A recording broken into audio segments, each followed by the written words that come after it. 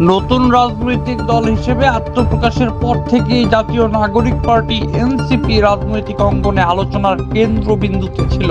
তবে সাম্প্রতিক সময়ে দলটির ভেতরে দেখা দেওয়া সংকট এবং একের পর এক শীর্ষ নেতার পদত্যাগ দলটিকে বড় ধরনের চ্যালেঞ্জের মুখে ফেলেছে। এ পর্যন্ত এনসিপির অন্তত 18 জন শীর্ষ নেতা দল থেকে পদত্যাগ করেছেন।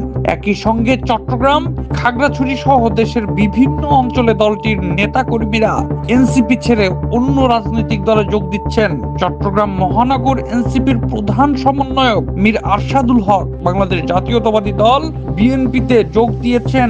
এর আগে খাগড়াছড়িতে এনসিপির 19 জন পদধারী দলটির সব ধরনের সদস্য পদ থেকে পদত্যাগ করে বিএনপিতে যোগ দেন।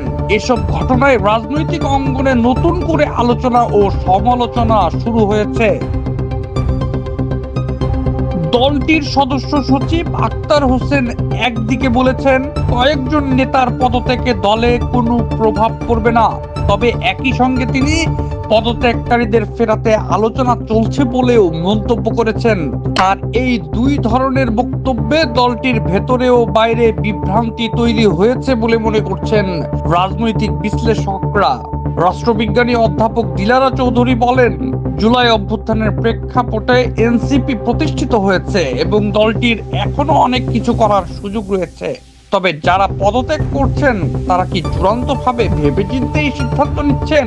আবার দলের শীর্ষ নেতৃত্ব কেন তাদের ধরে রাখতে পারছেন না, সেটিও একটি গুরুত্বপূর্ণ প্রশ্ন। পদত্যাগকারী একাধিক শীর্ষ নারী নেত্রী অভিযোগ করেছেন যে রাজনৈতিক দলের সঙ্গে তারা যুক্ত হয়েছিলেন সেই দলটি এখন আর তাদের প্রতিনিধিত্ব করে না। কেউ কেউ স্পষ্টভাবে জানিয়েছেন দলে ফেরার কোনো প্রশ্নই ওঠে না। একজন শীর্ষ নারী নেত্রী বলেন, দলের অধিকাংশ নারী নেতৃত্ব ইতিমধ্যে পদত্যাগ করেছেন। বর্তমানে শীর্ষ নেতৃত্বের সঙ্গে তাদের কোনো কার্যকর যোগাযোগ নেই।